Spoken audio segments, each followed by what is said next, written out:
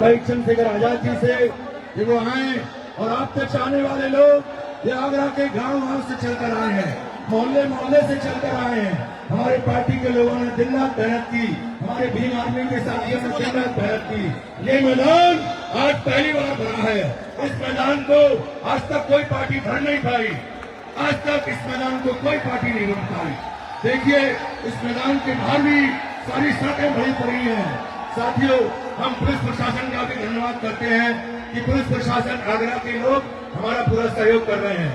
मैं अनुरोध करता हूं अपने प्रिय नेता एडवोकेट भाई चंद्रशेखर आजाद जी से वो आए और अपनी बात को हम सबके समक्ष रखें। एडवोकेट भाई चंद्रशेखर आजाद जी संघर्ष करो, हम आपके साथ हैं। एडवोकेट चंद्रशेखर आजाद जी संघर्ष करो, हम आपके साथ हैं। एडवोकेट चंद्रशेखर आजाद जी संघर्ष करो, हम आपके साथ हैं। बहुजन समाज का संकल्प है, आजाद ही विकल्प है। बहुजन समाज का संकल्प है, आजाद ही विकल्प है। बहुजन समाज का संकल्प है, आजाद ही विकल्प है। और भाइयों, हम आपके बीच में हमारे प्रिय नेता एडवोकेट भाई चंद्रशेखर आजाद जो इस देश के अंदर मोदी का विकल्प बनने जा रहे हैं। ये आरएसएस के लोग, बीजेपी के लोग ये प्रचार करते हैं कि मोदी का कोई विकल्प नहीं है। मैं आज इस मंच से कह सकता हूं कि कोई विकल्प है तो बहुजन समाज के लिए आजाद ही हमारे विकल्प है। एडवोकेट चंद्रशेखर आजाद जी आए और अपनी बात को रखें।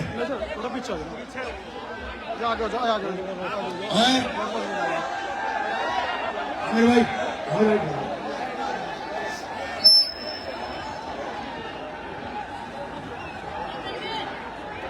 भाई उधर का साउंड बंद हो गया है। हमारे आमिर भाई कहने गए थे इसको चालू कर दो। ठीक है, चालू कर दो। आए हमारे प्रिय नेता एडवोकेट भाई चंद्रशेखर आजाद अब आपके बीच में अपने विचार रख रहे हैं।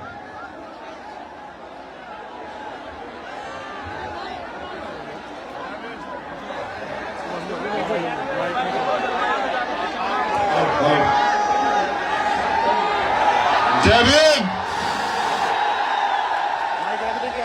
कहां तक आ रही है आवाज? जरा हाथ उठा के बताना। और आप लोग कहां चढ़े हो वहां इतने ऊपर?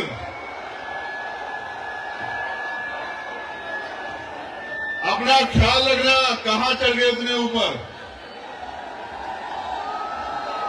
प्यारे साथियों, आज आगरा की इस ऐतिहासिक धरती पे जिस तरह का प्यार, जिस तरह का आशीर्वाद, जिस तरह का जमावड़ा आप लोगों ने इतने बड़े पैमाने पे आज इस आगरा के कार्यक्रम को सफल बनाने के लिए किया है, मैं आपका दिल की गहराइयों से बहुत बहुत धन्यवाद करता हूं। प्यारे साथियों, मैं अपनी बात को शुरू करने से पहले बहुजन समाज में जन्मे सभी संतों, गुरुओं और महान पुरुषों को नमन करता हूं। और उनमें भी महामानव तथागत बुद्ध, जिनको पूरी दुनिया में शांति का प्रतीक माना जाता है, जगत गुरु सदगुरु रविदास जी महाराज, जो अंधविश्वास पाखंडवाद को जिन्होंने चूल हिला के रख दी थी, गुरु नानक देव, गुरु वाल्मीकि जी, गुरु घासीदास जी, संत गाडगे जी महाराज, नारायणा गुरु, राष्ट्रपिता ज्योतिबा फूले, मां सावित्रीबाई फूले, जो शिक्षा के नायक हैं, नायिकाएं हैं, मां फातिमा शेख, डॉक्टर बाबा साहब अम्बेडकर संविधान निर्माता और करोड़ों भारतीयों के मुक्तिदाता डॉक्टर बाबा साहब अम्बेडकर, सर छोटू राम, मामना रामसू वर्मा, चौधरी महाराज सिंह भारती, बाबू जगदेव प्रसाद कुशवाहा, जननायक कपूरी ठाकुर, चौधरी चरण सिंह जी, कोतवाल धन सिंह गुजर, बर्मानंद लोधी जी, संत राम बीए प्रजापति जी, बाबू शिवदयाल चौरसिया जी, मान्यवर दीना भाना वाल्मीकि साहब और मेरे रहबर, मेरे नेता, मेरे गुरु मान्यवर साहब के सारे साहब श्री काशीराम जी को नमन करता हूं। मां अल्याबाई होलकर, महाराजा बिजली काशी, मां अवंतिकाबाई लोधी, मां झलकारी बाई, मां फूलन देवी को भी नमन करता हूं।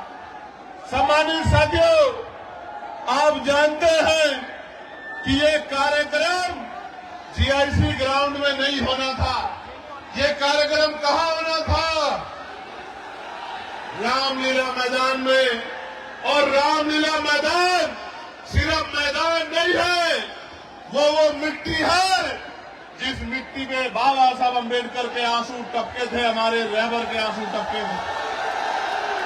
जिस मिट्टी में रोए थे बाबा साहब अम्बेडकर, वो मिट्टी है। मेरी इच्छा थी कि उस मिट्टी को नतमस्तक होना है, उस मिट्टी को अपने माथे पे लगाना है और बाबा साहब अम्बेडकर के अधूरे काम को इस देश में पूरा करके दिखाना, ये संकल्प लेकर हम लोग आए। प्यारे साथियों,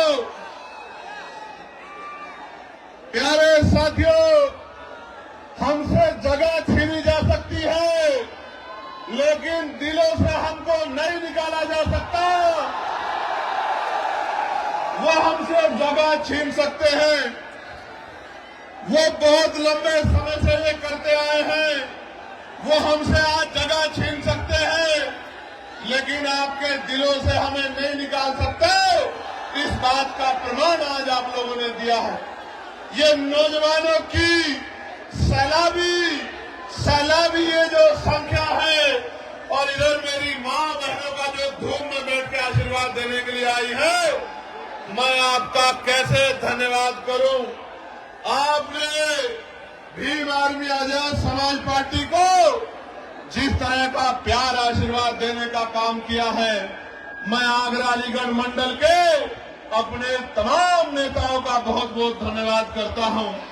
भीम आर्मी के हमारे साथी, आजाद समाज पार्टी के हमारे साथी, हमारे भाईचारा संगठनों के हमारे नेतागण, हमारे अधिवक्ता मोर्चा के साथी, मिशन 78 के साथी, युवा मोर्चा के साथियों का मैं बहुत बहुत धन्यवाद देता हूं।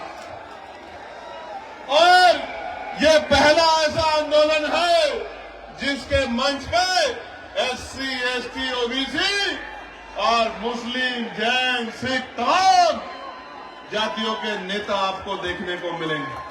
बाकी जगह पे तो अगर वो MP MLA भी बना देते हैं, उसको इतनी हिम्मत नहीं देते कि वो अपने समाज के लिए एक शब्द मुंह से निकाल सके।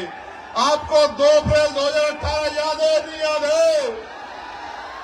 मैंने तो आगरा के जिलाधिकारी कार्यालय पे भी नीला झंडा देखा था उस दिन, मेरे आज भी याद है, मेरे आज भी याद है।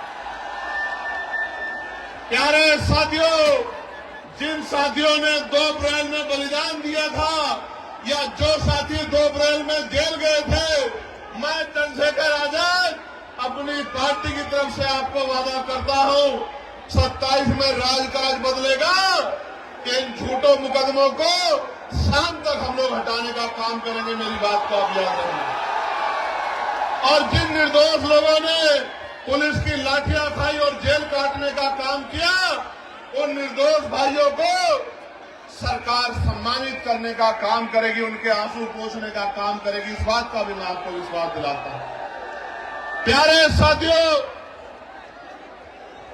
आज जब मैं आगरा में हूं और उत्तर प्रदेश में ये हमारा दूसरा सम्मेलन है, हमने 18 प्रमुजन सम्मेलन किए थे। उन सम्मेलन के जरिए हमने कर्मचारी, अधिकारी, पूर्व प्रधान, वर्तमान प्रधान, जिला पंचायत सदस्य, क्षेत्र पंचायत सदस्य, पूर्व विधायक, पत्रकार, चिंतक, वकील, तमाम लोगों को बुला के बिठा के पूछा था कि हमें उत्तर प्रदेश में इन गरीबों को राजकाज में लाना है, आप रास्ता बताओ। पूरे बुद्धिजीवी समाज ने हमारे हाथों को मजबूत करने का विश्वास दिलाया था और आज ये उसका प्रमाण है कि जहां तक नजर जा रही है नीला नीला समंदर नजर आ रहा है। और सिर्फ नीला समंदर नजर नहीं आ रहा है, नौजवानों की शक्ल में मुझे बाबा साहब अम्बेडकर के नीले बाज नजर आ रहे हैं। इन बाजों की अगर निगाह सत्ता की तरफ मुड़ जाए तो वो दिन दूर नहीं है कि लखनऊ के 5 कालिदास मार्ग में एक अम्बेडकरवादी, एक बहुजनवादी, एक संविधानवादी आपका मुख्यमंत्री बनकर बैठेगा और प्रदेश के लोगों को न्याय दिलाने का काम करेगा। प्यारे साथियों, आगरा में जब बाबा साहब अम्बेडकर अपनी बात को रख रहे थे, नौजवानों, मैं जानता हूं कि संख्या ज्यादा है और आपको परेशानी हो रही है, लेकिन आप ये समझ लो ये परेशानी उस परेशानी से कम छोटी है जब हमारे लोगों पे जुल्म, जाति, अन्य अत्याचार होता है और आप सड़कों पे खड़े होकर मुकाबला करते हो। मैं आपकी हिम्मत को दाद देता हूं। प्यारे साथियों, बाबा साहब अम्बेडकर जब अपनी बात रख रहे थे 18 मार्च 1956 में उन्होंने सभी को समझाने का काम किया और उनकी कुछ बातें जो जेल में रहते मैंने पढ़ी थी, जिनका मेरे ऊपर इतना गहरा असर हुआ कि आज भी रात को जब आंख खुल जाती है अचानक से तो याद आता है कि बाबा साहब अपने अंतिम समय में रोआ करते थे, उनकी आंखों में आंसू होते थे और उनकी उम्मीदें नौजवानों से लगी हुई थी।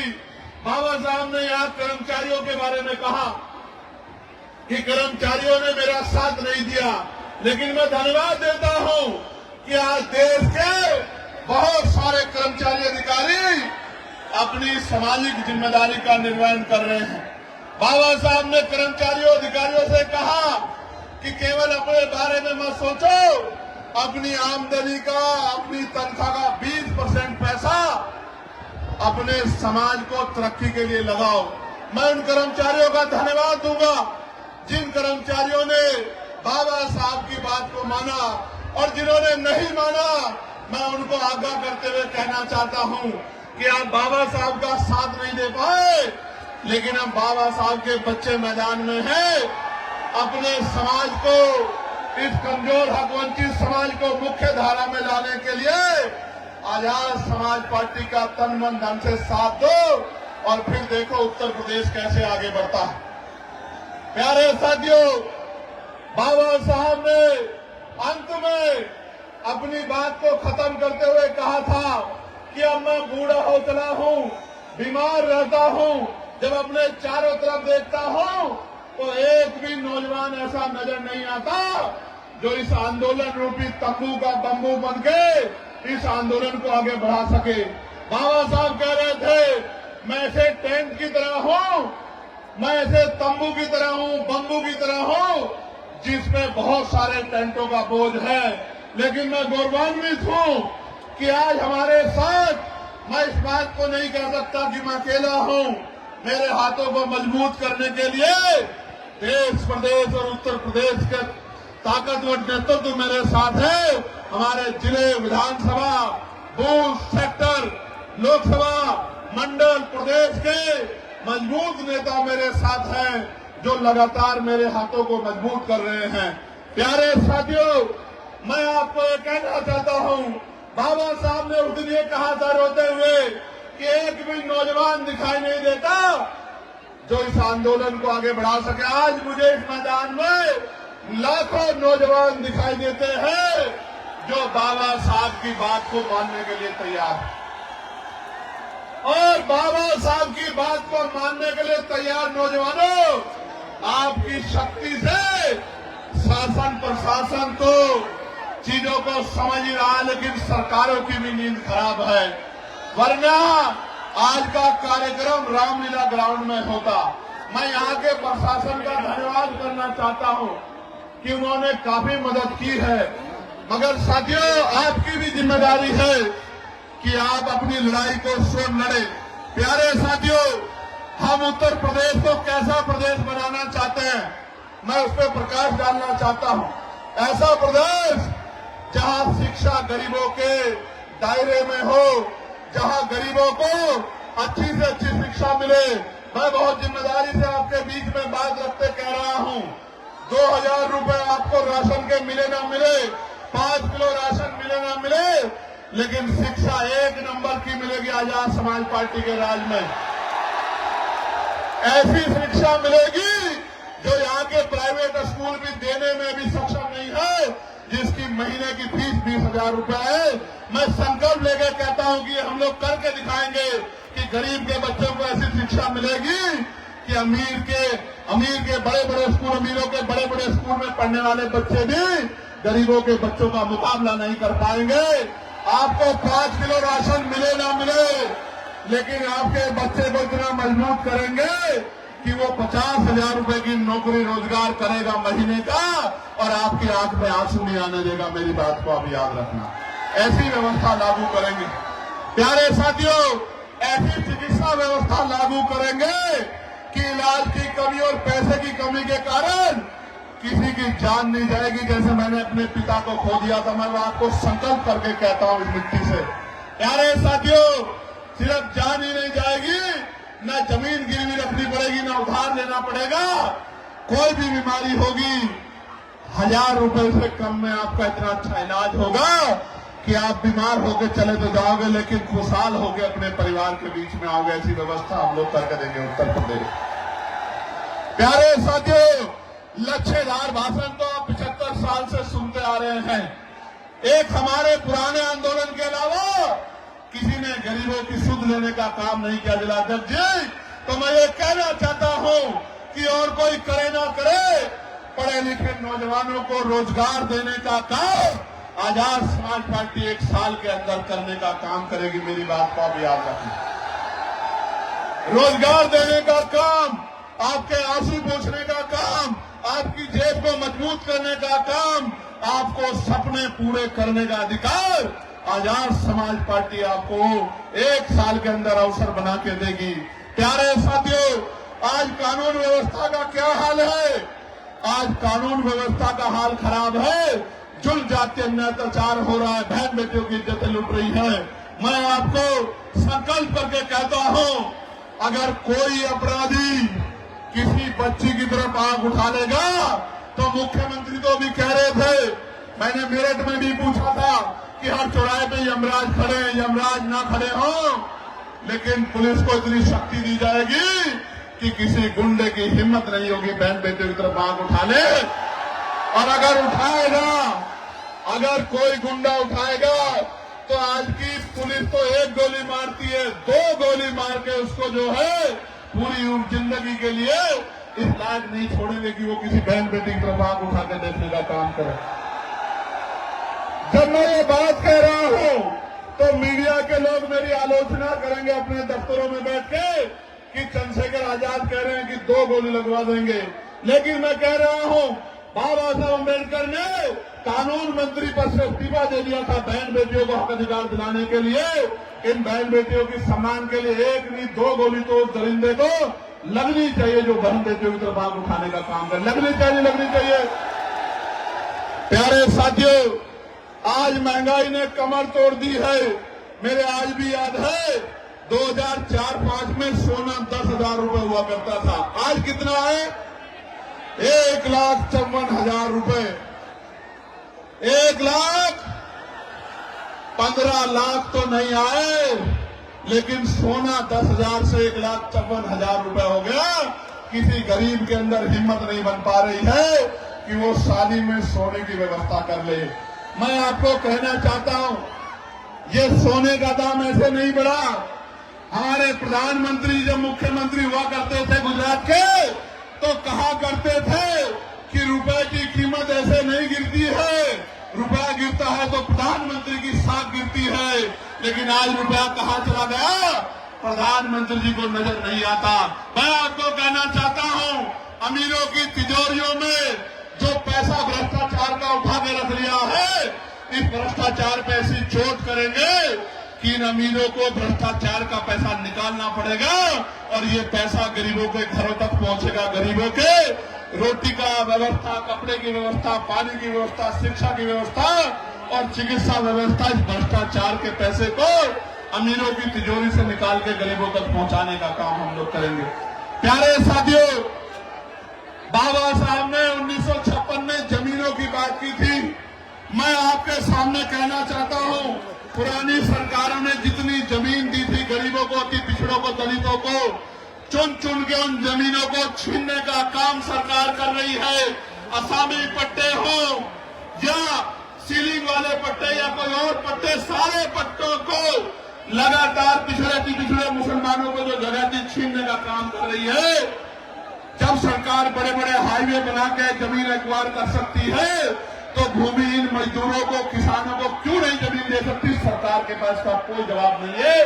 और जिन्होंने 70 साल में घर बना के जो लोग रह रहे हैं, जैसे मथुरा में एक बस्ती को उजाड़ने का काम सरकार करने की बात कर रही है, जहां गरीब, दलित, वाल्मीकि समाज के लोग रह रहे हैं।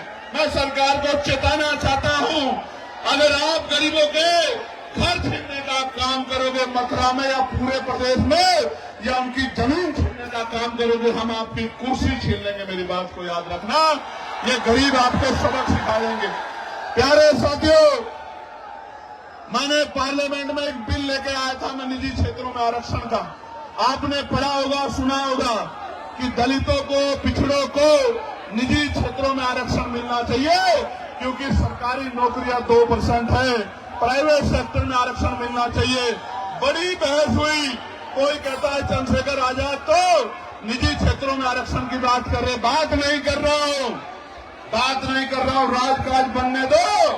पिछड़े, अति पिछड़ों, दलितों को 98% प्राइवेट सेक्टर में आरक्षण देने का काम हम लोग करेंगे, रोजगार देने का काम हम लोग करेंगे। मेरी बात को आप याद रखना। ये प्राइवेट सेक्टर किसी पूंजीपति का नहीं है, ये सरकारी पैसे से बनता है, सरकारी जमीन से बनता है, गरीबों के हक से बनता है।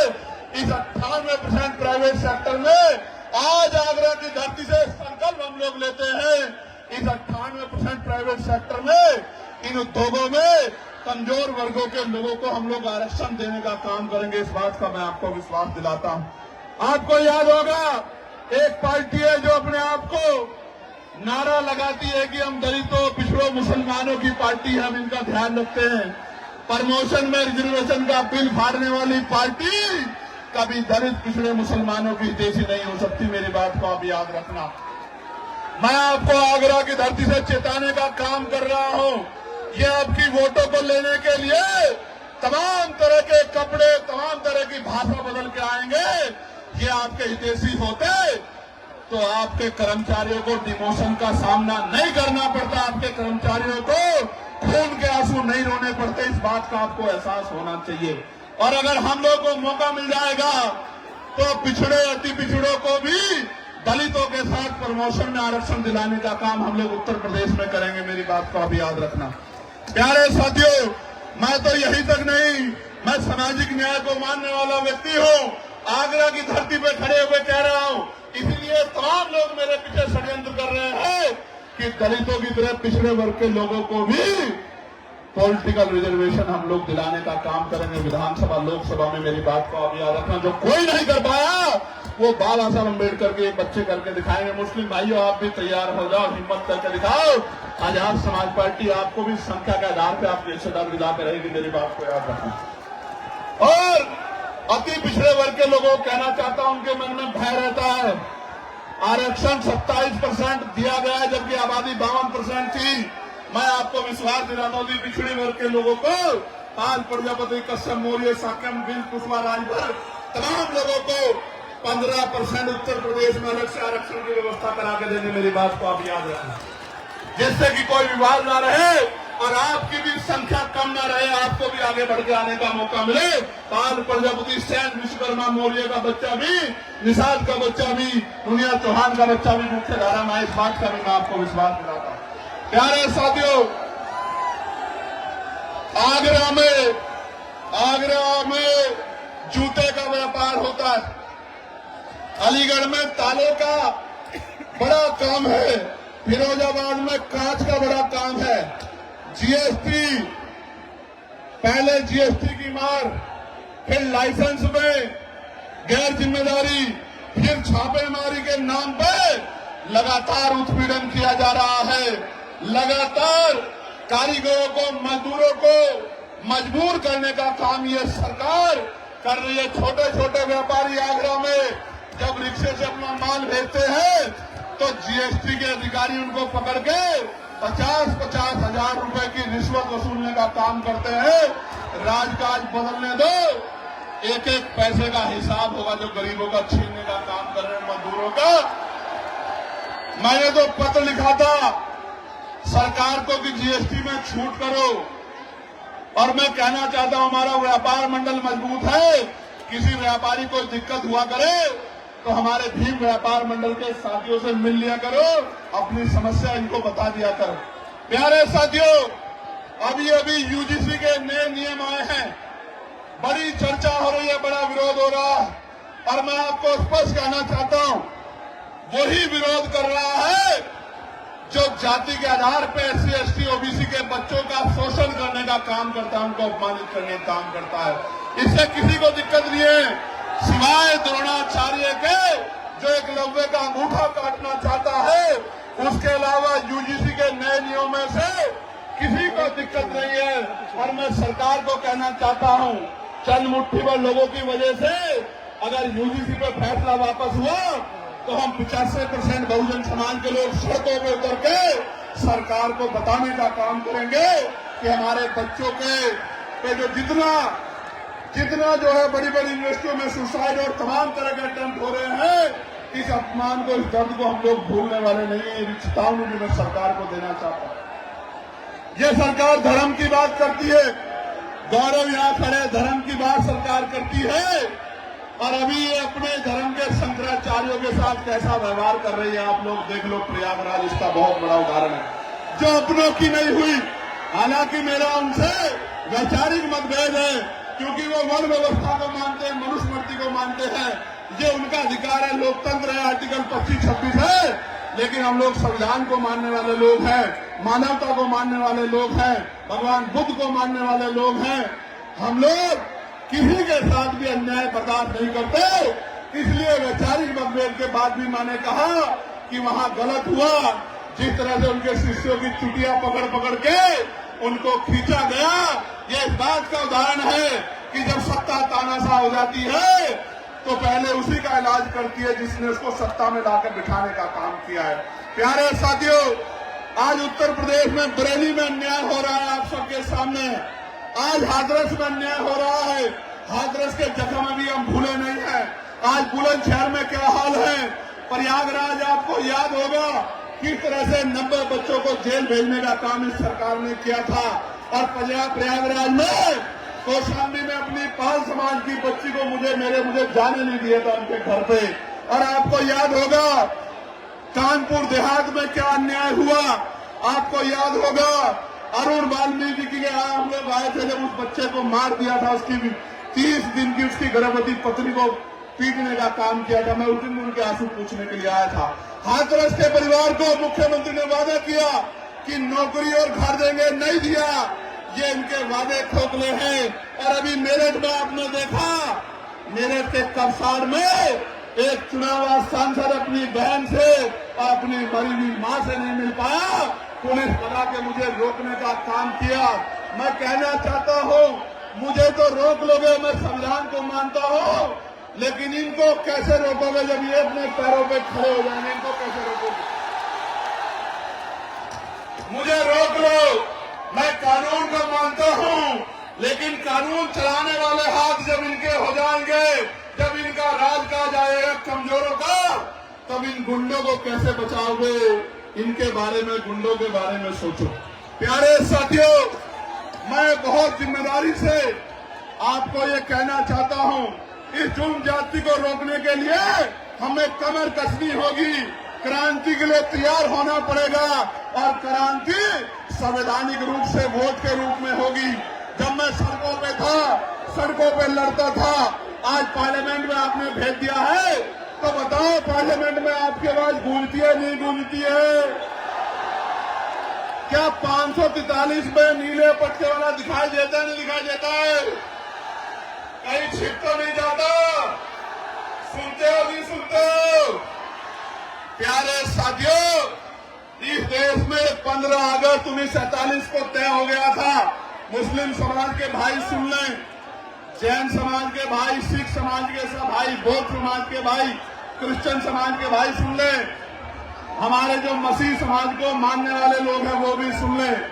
15 अगस्त 1947 को तय हो गया था कि जिस स्ट्रक्चर का जो स्वरूप है, अगर वो मस्जिद है तो मस्जिद रहेगी, वो मंदिर है तो मंदिर रहेगा, वो चर्च है तो चर्च रहेगा, वो गुरुद्वारा है तो गुरुद्वारा रहेगा।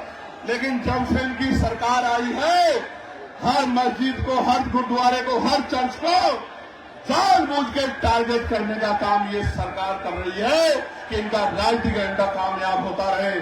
मैं आपको कहना चाहता हूं, सरकार की जिम्मेदारी है कि पुलिस को कहे, एडमिनिस्ट्रेशन को कहे कि इस तरह का माहौल खराब नहीं होना चाहिए। लेकिन कई बार फतेहपुर के मकबरे को हम लोग देखते हैं, सरकार सामने नजर आती है, बीजेपी के लोग तोड़ने का काम करते हैं। मैं आपको कहना चाहता हूं, हिम्मत मत हारो। जब माहौल खराब करने वाले लोग हैं तो आपका हाथ पकड़ के आपके साथ चलने वाले लोग भी हैं। मेरी बात को याद रखना। आपने अभी तक कभी इसे ताकत दी, कभी उसे ताकत दी, कभी उसे ताकत दी। एक बार बाबा साहब अम्बेडकर के सच्चे बच्चों को ताकत देके देखो, गुंडागर्दी का माहौल ठंडा हो जाएगा और स्वाभिमान सम्मान के साथ आगे बढ़ने का मौका मिलेगा। प्यारे साथियों, ये तो मैं हूं जो पार्लियामेंट